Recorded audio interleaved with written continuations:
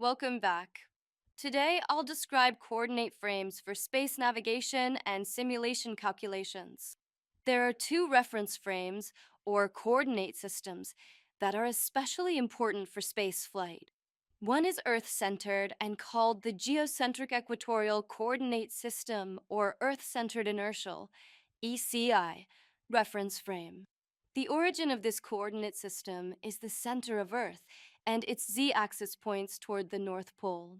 The xy axis plane is Earth's equatorial plane, and the x-axis points toward vernal equinox. I show this in the image on my right. This reference frame does not rotate with Earth, and it is normally used for near-Earth space operations. It is not a true inertial reference frame because Earth is moving slowly around the Sun. However, its orientation is fixed relative to the stars. This is a right-hand coordinate system defined as follows. If you point the fingers of your right hand in the x-axis direction and then curl another finger into the direction of the y-axis, your thumb will be pointing in the direction of the z-axis. I show this in the image that you now see. Another reference frame is the heliocentric ecliptic coordinate system. The origin of this coordinate system is the center of the Sun. Its xy axis plane is the Earth's orbital, or ecliptic, plane around the Sun, and, like the ECI frame, the x-axis points toward the vernal equinox. This coordinate system can be used for space operations in our solar system, such as missions to Mars.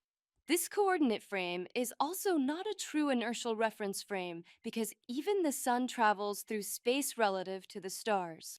A true inertial reference frame is one that's referenced to the stars and has a center that doesn't move relative to the stars.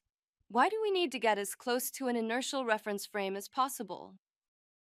Because the spacecraft navigation computer finds velocity and position by integrating measured accelerations in all three axes, and acceleration is always measured relative to the fixed inertial reference frame. For short missions, use of the Earth-centered reference frame will produce errors, but will be good enough for short missions. For longer duration flights in our solar system, we need more accuracy, so we must use a reference frame that's closer to the true inertial frame, a sun-centered frame.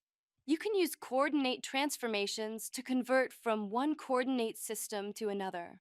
To do this, you must know how the two reference frames move relative to each other and their relative orientations. We hope you found this video useful. It's important because in the next video, we'll use this ECI frame to solve the spacecraft's equation of motion.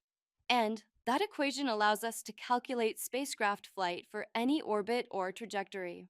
We plan to produce more videos in the future, so subscribe to this channel if you want to see more videos describing space flight and orbital mechanics. We also need your feedback, so please leave comments. Goodbye.